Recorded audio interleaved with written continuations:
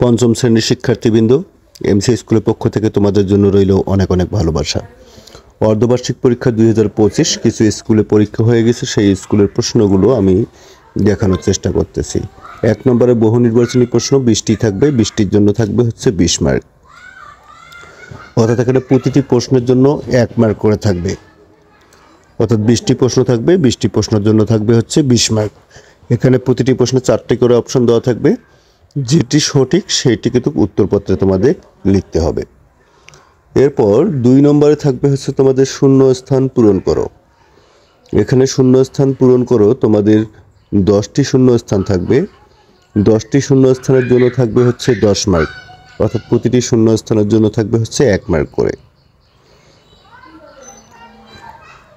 3 নম্বরে থাকবে হচ্ছে সংক্ষিপ্ত প্রশ্নের উত্তর দাও।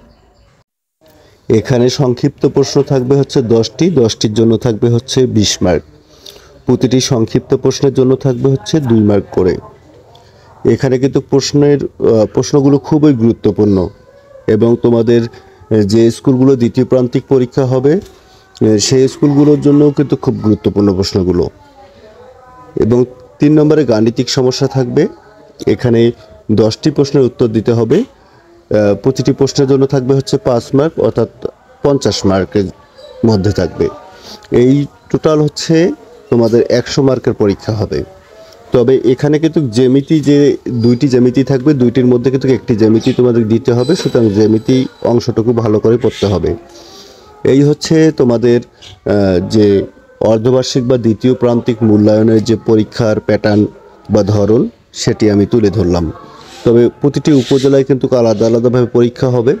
তবে এখানে যে প্রশ্নগুলো আছে এটি তোমাদের অর্ধবার্ষিক পরীক্ষার প্রশ্ন হলেও এখানে কিন্তু দ্বিতীয় প্রান্তিক মূল্যায়ন বা অর্ধবার্ষিক পরীক্ষা যারা দিচ্ছ অন্যান্য স্কুল, তাদের জন্য প্রশ্নগুলো খুব গুরুত্বপূর্ণ। আমি তোমাদের জন্য আরও একটি প্রশ্ন এখানে শেয়ার করতেছি।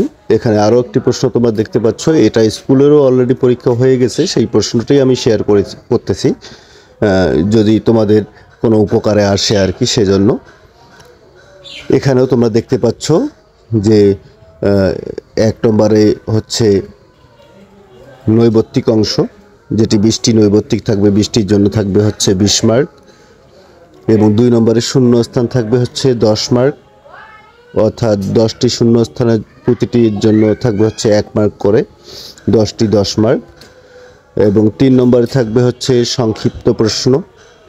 এখানে দেখতে পাচ্ছ 10টি সংক্ষিপ্ত প্রশ্ন 20 মার্ক, প্রতিটি সংক্ষিপ্ত প্রশ্নের জন্য হচ্ছে 2 মার্ক করে। এবং তোমরা দেখতে পাচ্ছ গাণিতিক সমস্যা, এখানে 10টি প্রশ্নের উত্তর দিতে হবে, 10টি প্রশ্ন 5 10 50 মার্ক। এই হচ্ছে টোটাল 100 মার্কের মধ্যেই কিন্তু তোমাদের পরীক্ষা অনুষ্ঠিত হবে। তবে বারবার বলতেছি, এখানে কিন্তু তোমরা জ্যামিতি অংশটাকে বেশি গুরুত্ব দেবে এবং অবশ্যই দ্বিতীয় প্রান্তিক মূল্যায়নের যে পাঠ পরিকল্পনা আছে এর ভিডিও ক্লাস দেওয়া আছে। তোমার দ্বিতীয় প্রান্তিক মূল্যায়নের পাঠ পরিকল্পনা অনুযায়ী কিন্তু প্রস্তুতি নেবে, অর্থাৎ দ্বিতীয় প্রান্তিক মূল্যায়নের যে অধ্যায়গুলো বা যে পৃষ্ঠাগুলো আছে সেই পৃষ্ঠা অনুযায়ী কিন্তু প্রিপারেশন নেবে। জাস্ট এটা কোশ্চিনটা আমি তোমাদের বোঝানোর জন্য কীরকম হবে পরীক্ষার ধরন, এজন্য আমি কোশ্চিনটি শেয়ার করলাম।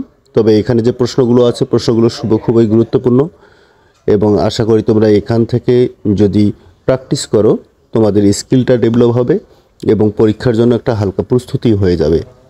আজকের ক্লাসটি তাহলে এ পর্যন্তই। সবাই ভালো থাকবে, সুস্থ থাকবে এবং অবশ্যই মন দিয়ে পড়াশোনা করবে। ধন্যবাদ।